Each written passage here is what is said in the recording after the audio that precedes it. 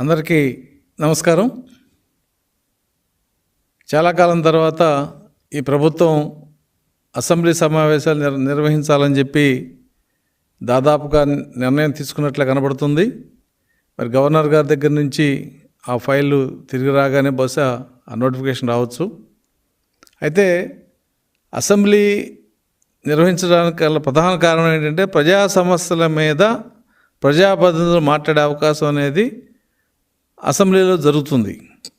కానీ ఇప్పుడు మాకున్న సమాచారం మేరకు అసెంబ్లీని బాగా కుదించి, అంటే గతంలో పెట్టినట్టు 2-3 రోజులే పెట్టి వాళ్ళకి కావాల్సిన బిల్స్ ఏవైతే ఉన్నాయో వాటి వరకు పాస్ చేయించుకునే కార్యక్రమం, క్వశ్చన్ అవర్ లేదనేది కూడా కొంత సమాచారం ఉంది. ఈ రకంగా అసెంబ్లీ పెట్టాము అనిపించుకోవడానికి మాత్రమే ఏదైతే వీళ్ళందరూ ఆర్డినెన్స్లు ఇచ్చారో ఈ ఆర్డినెన్స్ అన్నింటినీ బిల్లుగా మార్చుకునే అవకాశం కోసం మాత్రమే ఇవాళ అసెంబ్లీని పెడతాం జరుగుతుంది. క్వశ్చన్ అవర్ అనేది ఇవ్వకపోవడం దారుణం. ఎందుకంటే గతంలో పార్లమెంట్లో క్వశ్చన్ అవర్ లేనప్పుడు కూడా చాలామంది ఈ ప్రజాస్వామ్యవాదులందరూ కూడా దాన్ని చాలా తప్పడం జరిగింది. అయితే ప్రభుత్వం చెప్పింది కరోనా తీవ్రత ఉండటం వలన దాదాపు 50 మంది ఎంపీలకి అప్పటికి కరోనా ఉండటం వలన మరి క్వశ్చన్ అవర్ మేము పెట్టలేకపోతున్నాం అని చెప్పడం జరిగింది. కానీ వాళ్ళ కరోనా గ్రాఫ్ చాలా తగ్గింది. దాదాపు మనం రాష్ట్రంలో 1000 లోపు కరోనా కేసులు ఉన్నాయి, తగ్గుతుంది. అలాగే ప్రజల్లో కూడా కొంత అవగాహన ఉంది. కాబట్టి ఈ కరోనా ఏదైతే ప్రభుత్వం బూచిగా చూపిస్తుందో ఇది కేవలం వాళ్ళు తప్పించుకోవడానికి చెప్పే కారణం తప్ప నిజమైంది కాదు. ఏదైనప్పటికి కూడా మేమైతే జరగబోయే బీఏసీ మీటింగ్లో చాలా స్పష్టంగా దీని మీద వాదించాలనుకున్నాం. రెండవ విషయం, రేపు జరిగే సెషన్స్ అది ఎన్ని రోజులైనా కానీ అన్ని రోజులు అసలు ఏ మీడియాని అలౌ చేయకూడదు. కరోనా దృష్ట్యా పాసులు ఇవ్వం, అలాగే పిఎల్ రానివ్వం, విజిటర్స్ ఉండరు, కేవలం లైవ్ కూడా మేము ఇవ్వం అనే ఒక ప్రచారం అయితే ప్రభుత్వ వర్గాల్లో చాలా గట్టిగా జరుగుతుంది. ఇంతకంటే దురదృష్టమైన అంశం మరొకటి లేదు. అందుకే ఈరోజు మేము చాలా స్పష్టంగా మరి ప్రభుత్వానికి చెప్పదలుచుకుందాం, బీఏసీ మీటింగ్లో మీడియాని అలౌ చేయాల్సిందే, అలాగే క్వశ్చన్ అవర్ని ప్రవేశపెట్టాల్సిందే. ఈ రెండు లేకుండా అసెంబ్లీ సమావేశాలు జరుగుతుంటే ఏదో ఒక గదిలో 4 కూర్చొని మాట్లాడుకుని వచ్చిన ఆ ఫీలింగే తప్ప ప్రజాస్వామ్యబద్ధంగా ఎన్నుకున్న ప్రజాప్రతినిధులు ఏం చేశారు, ఏం మాట్లాడిన విషయం ప్రజలకు తెలిసే అవకాశం లేదు. ఏదైనప్పటికీ కూడా ఇవాళ తెలుగుదేశం పార్టీ కొన్ని ప్రధానమైన సమస్యలు, ఈ రోజున ఉన్న ప్రధానమైన సమస్యలు, ముఖ్యంగా ఈ ప్రభుత్వంలో మైనారిటీలు, దళితులు, బడుగు వర్గాల మీద జరుగుతున్న దాడులు, మహిళలతో సహా వాటి మీద, అలాగే ఇవాళ ధరలు అసలు పెరగని వస్తువు లేదు. ఈ ప్రభుత్వంలో పెట్రోల్ మీద ట్యాక్స్ పెంచారు, డీజిల్ మీద ట్యాక్స్ పెంచారు, లిక్కర్ మీద ట్యాక్స్ నేను చెప్పాల్సిన పని లేదు, శాండ్ మాఫియా, అలాగే రేపో ఎల్లుండో ప్రాపర్టీ ట్యాక్స్ కూడా 1కి 10 రెట్లు పెంచాలని ఒక ఆలోచన, విద్యుత్ ఛార్జీలు పెంచారు.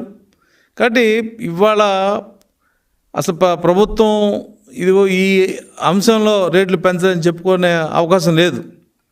ఇవాళ రోడ్ డెవలప్మెంట్ కార్పొరేషన్ పేరుతో మరి చెస్ కూడా వసూలు చేశారు. 3 నెలలు అయింది, ఇంతవరకు అది చెస్ ఏమైంది తెలియదు. రోడ్ల పరిస్థితి మనందరికీ తెలుసు.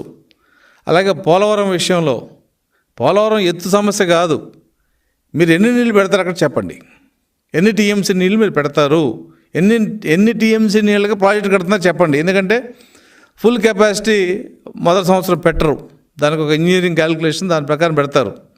కాబట్టి మేము స్పష్టంగా అడగదలుచున్నాం ప్రభుత్వాన్ని, హైట్ అనేది టెక్నికల్ అంశం, కానీ మీరు ఎన్ని టీఎంసీ నీళ్ళు నిల్వ చేస్తారు, ఫుల్ రిజర్వాయర్ లెవెల్లో ఎన్ని టీఎంసీ ఉంటే దానికి సమాధానం చెప్పాలా. దానికి ఇరిగేషన్ మినిస్టర్గా సమాధానం చెప్పడం, ఏదో చెప్తాడు ఆయన. అలాగే ఇసుక మాఫియాలో జరుగుతున్న అవకతవకలు, ఇసుక పాలసీ తప్పు, మీరు చేసే పాలసీ తప్పు అని చెప్పి తెలుగుదేశం పార్టీ స్పష్టంగా చెప్పింది. ఉచిత ఇసుకమని చెప్పాం. 1500 రూపాయలు ఉన్న ట్రాక్టర్ ఇసుక ఇవాళ 6000, 7000 అయింది. ఇవాళ కేంద్ర ప్రభుత్వ సంస్థకు ఇచ్చినందువలన టన్నుకు 100 రూపాయలు పెరుగుతుంది. అంటే 3 టన్నులు 4 టన్నులు పట్టే ట్రాక్టర్లలో ఇంకో 400 పెరిగే అవకాశం ఉంది. లారీకి 16 టన్నులు 17 టన్నులు పట్టే లారీలో ఇంకో 2000 పెరిగే అవకాశం ఉంది.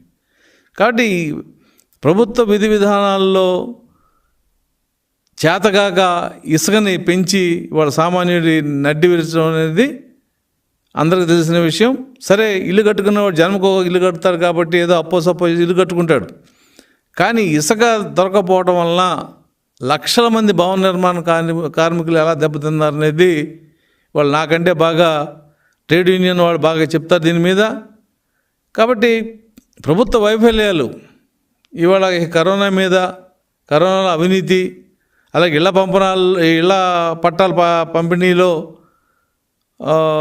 భూమి కొనుగోలులో ప్రభుత్వం చేసే అవినీతి, అలాగే కక్షగట్టి ఎన్ఆర్జీఎస్ ఫండ్స్ని నిలుపుదల చేయడమే కాకుండా ఈ ప్రభుత్వం ఎన్ఆర్జీఎస్ ఫండ్లో జరిగిన అవినీతి, ఇలా ఎన్నో అంశాలు వాళ్ళ అసెంబ్లీలో చర్చకి రావాల్సిన పరిస్థితి ఉంటే వాటన్నిటినీ తప్పించుకోవడం కోసం ప్రభుత్వానికి తెలుసు తెలుగుదేశం పార్టీ ఖచ్చితంగా ఇవన్నీ డిబేట్కి తీసుకొస్తుంది.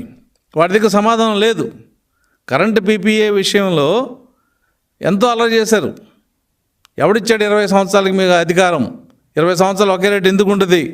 తగ్గిపోద్ది, రూపాయికి వస్తుంది, 2 రూపాయలకు వస్తుందని చెప్పి పీపీఎల్ విషయంలో, సోలార్ పవర్ విషయంలో అల్లరి చేశారు.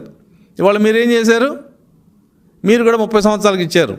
పైగా ఆ పవర్ కాంట్రాక్ట్స్ అన్నీ కూడా మీరు పెట్టుకున్న లీగల్ స్క్రూట్ నుంచి తప్పించారు. అలాగే వ్యవసాయ బోర్లకి మీటర్లు పెడతా ఉంటున్నారు, సంతకాలు పెట్టించుకుంటున్నారు. ఏది మీటర్లు పెడతామని కాదు, మీ బ్యాంక్ అకౌంట్లో డబ్బులు వస్తే ఆ డబ్బుని మీరే వాడుకోవాలి. అసలు బ్యాంక్ అకౌంట్ డబ్బులు ఎందుకు వేస్తావు నువ్వు? రేపొద్దున మీటర్ పెట్టిందా కరెంట్ బిల్లు డబ్బులు నువ్వు వేస్తా అని చెప్తున్నావు, దానికి కాగితాలు సంతకాలు పెట్టించుకుంటున్నావు. కాబట్టి ఈ రకమైన అరాచకం, దారుణం, లా అండ్ ఆర్డర్ లేదు. మీ సొంత బాబాయ్ కేసు ఇంతవరకు మీరు దాన్ని ఎవరో నేరం చేశారో పట్టుకోలేకపోయారు. సోషల్ మీడియాలో చిన్న చిన్న పోస్టింగ్లు పెడితే వాళ్ళ మీద భయంకరమైన సెక్షన్ పెట్టి, నాన్ బెయిలబుల్ పెట్టి, కోర్టుతో తిట్టులు తిని పోలీస్ ఆఫీసర్ సస్పెండ్ చేసే పరిస్థితి తెచ్చుకున్నారు. కాబట్టి ఈ అంశాలన్నీ కూడా మేము మాట్లాడతామన్న సంగతి ప్రభుత్వానికి తెలుసు. కాబట్టి అసెంబ్లీ సెషన్స్ జరగకూడదు. జరిగినా కేవలం ప్రభుత్వం యొక్క బిజినెస్ ఏముందో అది మాత్రం చేసుకోవాలి. సెషన్స్ లేవు కాబట్టి ఆర్డినెన్స్ ఇచ్చారు, 15-16 ఆర్డినెన్స్ ఇచ్చారు. ఇవాళ ఆర్డినెన్స్ అన్ని కూడా బిల్స్ రూపంలో అసెంబ్లీలో ఆమోదించుకోవాలి. కాబట్టి సెషన్స్ పెడుతున్నాం. ఏదో నామగా వాస్తే 2 రోజులు 3 రోజులు పెడతాం. మీరు ప్రశ్న ఎలా చేయం, లైవ్ టెలికాస్ట్ ఇవ్వం, మీరు పిఎల్ తీసుకోవడానికి లేదు, విజిటర్స్ గ్యాలరీ ఉండదు. ఆ రోజున రాష్ట్రం విడదీసినప్పుడు పార్లమెంట్ ఎలా తలుపులు మూసి బిల్లు పాస్ చేశారో చీకట్లో, ఆ పరిస్థితుల్లో అసెంబ్లీ నడపాలన్న ఆలోచన ఇవాళ ప్రభుత్వానికి కనపడుతుంది. కాబట్టి వీటన్నిటిని కూడా చాలా స్పష్టంగా మేము రేపు పొద్దున్న బీఏసీలో మాట్లాడతాం, అవసరమైతే పోరాటం కూడా చేస్తాం. అయితే వాళ్ళు చెప్పొచ్చు, ప్రతి వైసీపీ నాయకుడు చెప్తాడు మాకు 151 సీట్లు వచ్చినాయి, నాకు 151 సీట్లు వచ్చాయని చెప్పి. నేను వాళ్ళు ఛాలెంజ్ చేస్తాను వైసీపీ నాయకత్వాన్ని. 20 సీట్లు ఇస్తే మోడీ తల వంచి స్పెషల్ స్టేటస్ తెస్తా అన్నావు నువ్వు. ప్రజలు 2 తగ్గించారు, 23 ఇచ్చారు. మోడీ తలగా మెడగాదు కదా, కాళ్ళు కూడా పట్టుకోవడానికి నీకు చేత కావట్లేదు. కానీ మేము ధైర్యంగా చెప్తున్నాం, ఛాలెంజ్ చేస్తున్నాం వైసీపీ గవర్నమెంట్కి. మాకు వాళ్ళ 20 మంది 21 మంది ఎమ్మెల్యేలు మాత్రమే ఉన్నారు. ఈ 20 మంది ఎమ్మెల్యేలతోనే మీ మెడలు వంచి, నేను మళ్ళీ చెప్తున్నాను, ఈ ప్రభుత్వం మెడలు వంచి అమరావతి విషయం కానీ ఏ అంశాలు అయితే తెలుగుదేశం పార్టీ మీరు తప్పు పెట్టి అవినీతి పనులు అన్నారో అవన్నీ కూడా మీరు చెప్పిన తప్పు అబద్ధాలని చెప్పి ప్రూవ్ చేయడం మేము సిద్ధంగా ఉన్నాం. మీరు అమరావతిలో ఇన్సైడర్ ట్రైనింగ్ కానించి, power purchase agreement, solar power purchase అగ్రిమెంట్లో కానించి, పోలవరం డ్యాముల అవినీతి వరకు ఎక్కడైనా సరే మీరు చేసిన అబద్ధాలు అని చెప్పి ప్రజలకు ప్రూవ్ చేయడానికి మేము సిద్ధంగా ఉన్నాం. ప్రూవ్ అయినవి కూడా. మరి దమ్ముంటే మీరు దానికి సమాధానం చెప్పాలి, అసెంబ్లీలో సమాధానం చెప్పాలని మేము డిమాండ్ చేస్తున్నాం. ఎందుకంటే ఈ ప్రభుత్వం వచ్చిన తర్వాత గవర్నమెంట్ క్రెడిబిలిటీ వ్యవస్థ ఎలా ఉందంటే ఆంధ్రప్రదేశ్ ప్రభుత్వం అంటే బ్యాంకులనే పారిపోయే పరిస్థితి.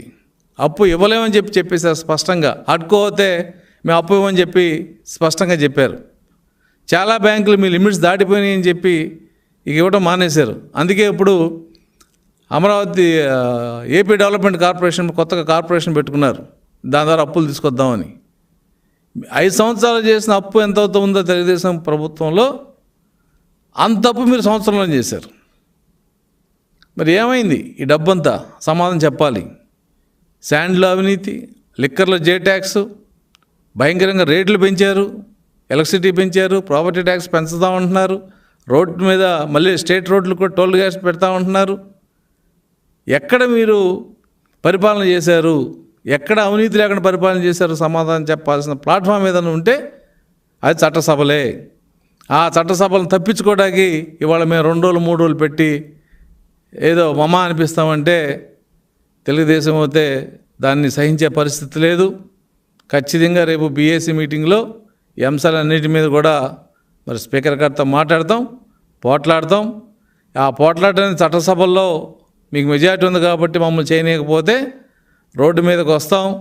ఈ ప్రభుత్వం చేసే అవినీతిని ఎండగడతాం. ఈ ప్రభుత్వం ఏదో అబద్ధాలు చెప్పి మేకని కుక్క అని చెప్పి నువ్వు నమ్మించావో అది కుక్క కాదురా బాబు, మేక అని చెప్పి వాళ్ళు ప్రజలు తెలుసుకుంటున్నారు. వాళ్ళతో ఏ ప్రజలైతే కావాలి జగన్ రావాలి జగన్ అన్నారో ఆ ప్రజలు ఇవాళ పోవాలి జగన్ అని చెప్పి అంటున్నారు.